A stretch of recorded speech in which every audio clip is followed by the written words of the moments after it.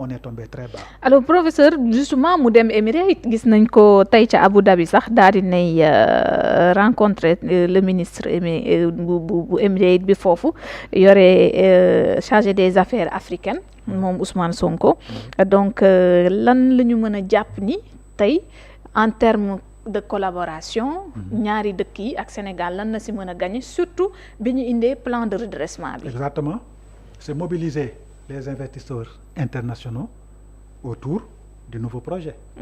loolu rek te mooy avantage bi. alors li gars yi xamul. dans l'administration sénégalaise seetlu ngeen ne toujours c'est le président Diomaye qui se déplace. oui bu demee ba ñëw quelque temps après président Ousmane Sonko door a dem. loolu c'est purement administratif. Quand le président se déplace, il amène la vision et la stratégie. Il amène la vision et la stratégie de la République du Sénégal en termes de développement. Ils amènent les éléments macro yu nekk ci kaw bu ñëwee toog day wax suñu nouvelle orientation lii la lii lañ bëgg nii lañ ko bëgg a defee lii la ñuy soxla. Il amène la vision, il amène la stratégie. bu ñëwee ba toog nag le détail de tout ça c'est le premier ministre moo koy yóbbu. parce que le détail c'est le gouvernement qui s'est chargé de mettre en œuvre. moo tax Ousmane Sonko buy voyager yóbbaale ay ministres. yóbbaale ay DG. yóbbaale ay économistes yóbbaale ay sociologues. yóbbaale ay imams bu ñëwee toog mu ne léegi détail baa ngi nii sur le plan des investissements je veux 5,000 et quelques milliards man fi ma ko yaakaaree woon fii la ak fii léegi entre les deux états qu'est-ce qu'on peut avoir en termes de coopération d'égal à égal. C'est ça le détail de la visite du premier ministre Ousmane Sonko. Mais président Diomaye moom du dem di waxaale moom day yóbbaale bëgg-bëgg bi gis-gis bi. léegi kee mooy yaatal.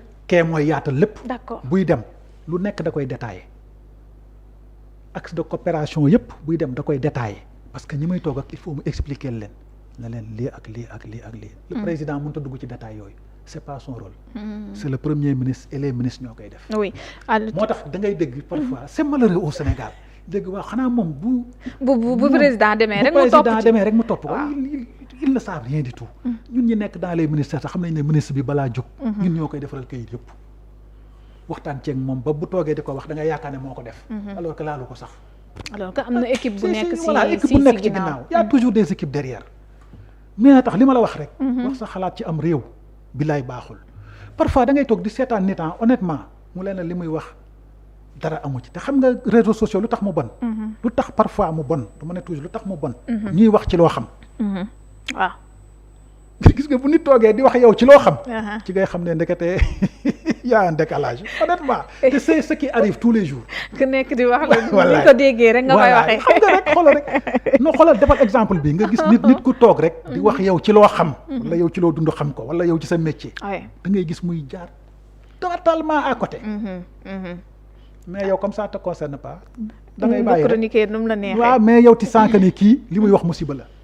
professeur moom mu war a dem Milan bu fa jógee Ousmane Sonko xam naa seeti waale askanu fa nekkee askanu Sénégal kon mu di donc tukki nemmeeku bi nga xamante ni kon dina ko gën a yaatal kon mu gën a ubbiwaat yeneen porte ci liggéey bi ñu tàmbali. waaw toujours rek dans cette même texte li may recommander man sur ces tournées là mooy mu identifier ay champions de la diaspora et je le dis ici très haut l'avenir du Sénégal la diaspora daf cee bokk.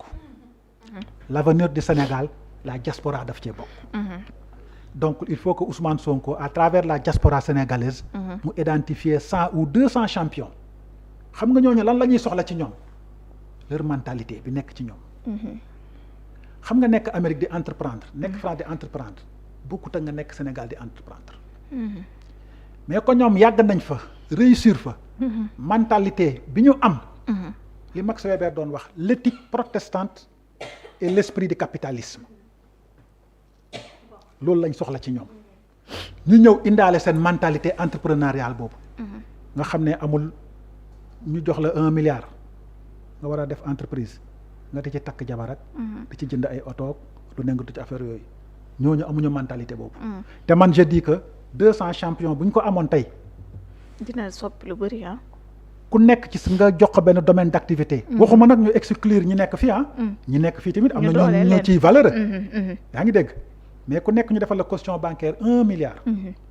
je pense qu'ils vont réussir beaucoup de choses ne leen nag li ñu leen demandé mooy dans la mise en œuvre que vous appliquez critères de rationalité yi ngeen am ba réussir en France aux Amériques et cetera nga xam ne sa liggéey doo ko booleeg dara mais fii c'est tout à fait le contraire da ngay dénk nit projet waaw ñu nax saayal ko mu nax saayal ko mentalité sénégalaise la quoi xamuñu bien public bon lu ñuy tëggaat c'est malheureux lu ñuy tëggaat la léegi nag tournée yi waaw j'en profite pour wax vraiment au président Ousmane Sonko nag gestu diaspora yi nekk foofu parce que ils ont quelque chose que nous Sénégalais yi nekk fii amuñu ko waaw ñoom ñu ngi yëngatu sax waaw ñoom ñu ngi yëngatu et puis xam nañ foofu lan mooy takk sa biir xam nañ ko xam nañ lan mooy fighting xam nañ ko seen mentalité nekkatul ci ay ngénteeg ay takk ak ay lu ne ñu dugg ci ces futilités sénégalaises là donc voilà loolu rek moo ñu mën a génnee ci sous-développement chronique bi nga xam ne boo deful ndànk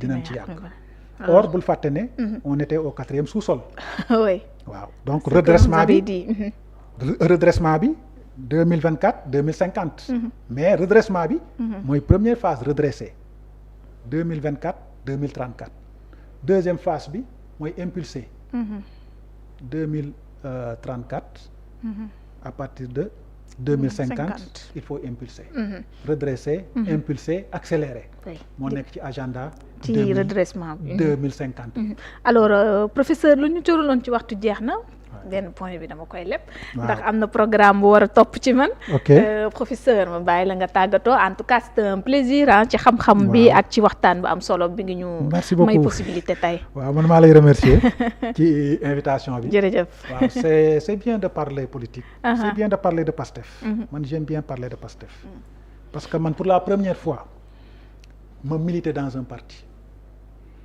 man musuma politique Aïda Mbène musuma bokk PDS musuma bokk ci régime Macky Sall pour la première fois je me suis engagé en 2021 bi affaire yi méttee ma xool arbitraire yi ma engagé wu politiquement pour le Pastef mais li ma dugal Pastef aussi question d'idéologie la ndax man doctrinaire laa man idéologie laay topp je suis socio-anthropologue idéologie laay topp ngëm-ngëm pas-pas ci doomu aadama idéologie loolu moo tax bi ma lire documentation yëpp ma gis ci ne on a de solides référentiels boo ne Cheikh Anta Diop ñun suñu référentiel la du dara boo ne Mamadou Dia ñun suñu référentiel la day rien que loolu rek waroon na tax tey ñun ñëpp ñu engagé wu au niveau de Pastef maintenant ce qui reste et ça je le dis pour le